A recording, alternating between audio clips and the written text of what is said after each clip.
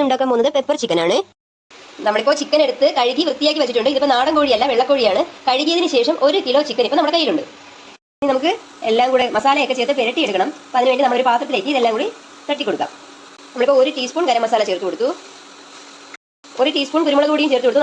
നമ്മളിപ്പോൾ 15 വെളുത്തുള്ളിയും ഒരു വലിയ കഷ്ണം ഇഞ്ചിയും എടുത്ത് ചതച്ച് വെച്ചിരിക്കുന്നതാണ്. അപ്പോൾ അതും കൂടി നമുക്ക് ചേർത്ത് കൊടുക്കാം. അതിൻ്റെ ഒരു ഇച്ചിരി നമുക്ക് ചേർത്ത് കൊടുക്കാവേ. 1/2 ടീസ്പൂൺ മഞ്ഞൾപ്പൊടിയും കൂടി ചേർത്ത് കൊടുത്തു. കറിവേപ്പിലയും കൂടെ ചേർത്ത് കൊടുത്തു. ഇനി നല്ലപോലെ കൈ കൊണ്ട് തന്നെ വിരവി എടുക്കുക. ഇനി ഒരു 15 മിനിറ്റ് ഇതിനെ മാറ്റി വെച്ചേക്കാം. ഇനി നമുക്ക് ചട്ടി അടുപ്പത്ത് വെച്ച് ചട്ടി ചൂടാകുമ്പോഴേക്കും അതിലേക്ക് വെളിച്ചെണ്ണ ഒഴിച്ചു കൊടുക്കാം. എണ്ണ ചൂടാകുമ്പോഴേക്കും മാറ്റി വെച്ചിരുന്ന ചിക്കനും കൂടി നമുക്ക് ഇതിലേക്ക് ഇട്ട് കൊടുക്കാം. ഇനി നമുക്കിത് ചെറുതായിട്ടൊന്ന് ഫ്രൈ ചെയ്തെടുക്കാം. തീ കൂട്ടി വെക്കണേ.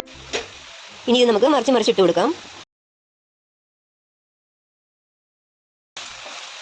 ഇത്രയും മൊരിഞ്ഞാൽ മതി. നമുക്കിനി ഇതിനെ കോരിയെടുക്കാം.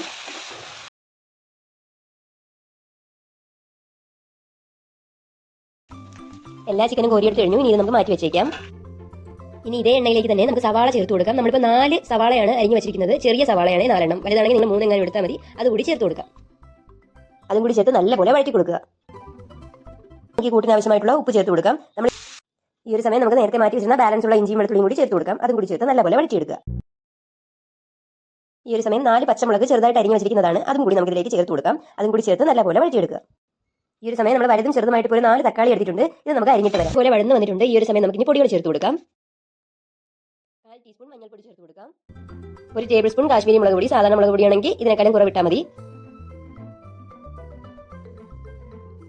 1/2 ടേബിൾ സ്പൂൺ മല്ലിപ്പൊടിയും കൂടി ചേർത്ത് കൊടുക്കാം. 1 ടീസ്പൂൺ ഗരം മസാല കൂടി ചേർത്ത് കൊടുക്കാം.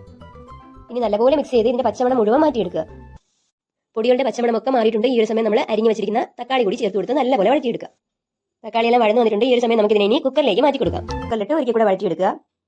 ഈ ഒരു സമയം നമ്മുടെ ചിക്കൻ നമുക്ക് ഇതിലേക്ക് ഇട്ട് കൊടുക്കാം. ചിക്കനും കൂടെ ഇട്ട് കൊടുത്തതിന് ശേഷം നല്ലപോലെ കൂട്ടമായിട്ട് മിക്സ് ചെയ്തെടുക്കുക. ഇവിടെ നമ്മൾ നേരത്തെ 1 ടീസ്പൂൺ കുരുമുളക് പൊടി ചേർത്തിട്ടുണ്ടായിരുന്നു ചിക്കൻ വരട്ടിയ സമയത്ത്. ഇനി ഇതിലേക്ക് നമ്മൾ 1 ടേബിൾ സ്പൂൺ കുരുമുളക് പൊടി കൂടെ ചേർത്ത് കൊടുക്കുകയാണ്. ഇതിലേക്ക് 1/2 കപ്പ് ചൂടുവെള്ളം കൂടി ഒഴിച്ചു കൊടുക്കാം.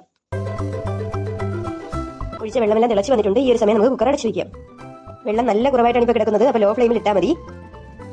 കുക്കർ അടച്ചിട്ട് ഒരു വിസിൽ ഇത് കേൾപ്പിക്കുക. ഒരു വിസിൽ കേട്ട് കഴിഞ്ഞു. ഈ ഒരു സമയം നമുക്ക് കുക്കർ തുറന്നു നോക്കാം. നല്ലപോലെ ഇളക്കിയെടുക്കുക. ഈ ഒരു സമയം ഇതിലേക്ക് കുറച്ച് കറിവേപ്പിലയും കുറച്ച് മല്ലിയിലയും കൂടി ചേർത്ത് കൊടുക്കുകയാണ്. നമ്മൾ തീ ഓഫ് ചെയ്ത് കൊടുത്തു. ഇനി കുറച്ച് സമയം ഇതിനെ അടച്ചു വെക്കാം. ഈ ഒരു സമയത്ത് ഇളക്കണ്ട, അടച്ചു വെച്ചാൽ മതി. ഇനി കുറച്ച് നേരം ഇതിങ്ങനെ തന്നെ ഇരുന്നോട്ടെ. ഒരു 10 മിനിറ്റ് ആയി. ഈ ഒരു സമയം നമുക്ക് തുറന്നു കൊടുത്ത് നല്ലപോലെ ഇളക്കി കൊടുക്കുക. അപ്പോൾ ഇത്രയേ ഉള്ളൂ, നമ്മുടെ പെപ്പർ ചിക്കൻ റെഡി.